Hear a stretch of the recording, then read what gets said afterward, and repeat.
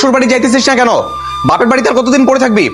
চল ব্যাগ গোছাবি, আজকেই তোর শ্বশুর বাড়ি রেখে আসবো। ওঠ। তোর সমস্যা কোথায়? আমার বাপের বাড়ি, আমার যতদিন খুশি আমি ততদিন থাকবো।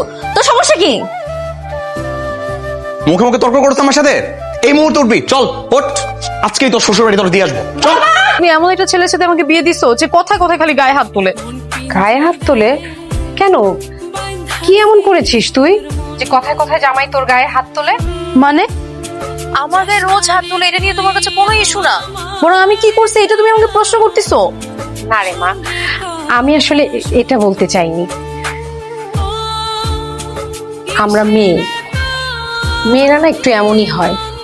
মেয়েদের যখন বিয়ে হয়ে যায় না, তখন আসলে নিজের স্বাধীনতা বলে কিছুই থাকে না। তখন সংসার, ঘর, সন্তান, স্বামী, শ্বশুর, শাশুড়ি সবাইকে বুঝে চলতে হয়, তাদের মন বুঝতে হয়। স্বামী যদি রাগও করে না, তখন কোনো তর্ক করতে হয় না, চুপচাপ থাকতে হয়। নিজের মন খারাপ থাকলেও কিছু বলা যায় না। আমি না তোকে এটাই বুঝাতে চেয়েছি মা। মানে তুমি আমার মা নাকি মামি? কোথায় তুমি ওর বিচার করবে আমার গায়ে হাত তোলার জন্য? তা না করে তুমি উল্টা আমাকে জ্ঞান দিচ্ছ। তুমি ফোন রাখো। বিয়ের এতগুলো মাস হয়ে গেল, একটু শপিংও নিয়ে যাও না, এমনকি ফুচকাও খাওয়াইতে নিয়ে যাও না। বাসায় বসে আমি কি করব? তাই ভাবলাম বান্ধবীর বাসায় গিয়ে একটু ইংরেজিটা শিখলে হয়তো সামনে আমি চাকরি বাকরিও করতে পারবো। কোনো দরকার নাই, যত ইংরেজি শিখো না কেন, আমি তোমার কোনো চাকরি করতে দিব না।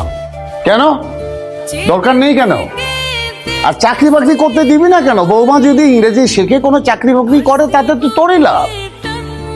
বৌমা, তুমি ইংরেজি শিখবে, আমি বলছি শিখবে, এবং বেশি বেশি করে শিখবে এবং কাজে লাগাবে সেটা। আচ্ছা বাবা, কি হয়েছে? আমি তোমার কি লাগি? আমার হাজবেন্ড। এটা আবার জিজ্ঞেস করার জন্য ডাকা লাগে? তোমার হাজবেন্ড এখন অফিসে যাবে আর তার জুতাটা পলিশ করা দরকার, এইটুকু তুমি করে রাখো না কেন? তো তুমি তোমার জুতোটা নিজেই তো একটু পলিশ করে নিতে পারো, তাহলে তো আমার আর হাত লাগানো লাগে না।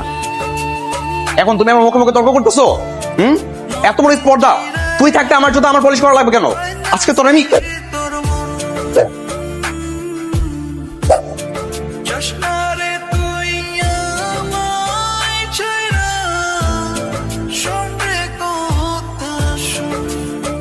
কিরে, তুই আজ আবার বৌমাকে মারলি?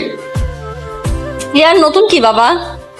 আজকে মনে হয় বৌমাকে একটু বেশি মেরেছে। বৌমা, তো যাও মা, বিশ্রাম করো, যাও। তুই এমন মোছরামুছরি কেন করতেছিস? কি হয়েছে বলতো? বন্ধু, আমি প্রতিদিন আমার বউর হাতে মাইর খাই। হ্যাঁ,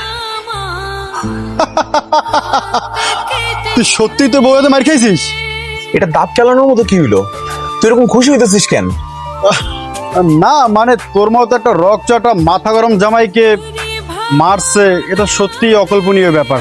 পর যদি তুমি আমার সাথে এরকম আচরণ আর কখনো করেছো, আমি কিন্তু বলে দিলাম সোজা বাচ্চা নিয়ে দূরে কোথাও চলে যাব। এরকম কিছু কখনো হবে না।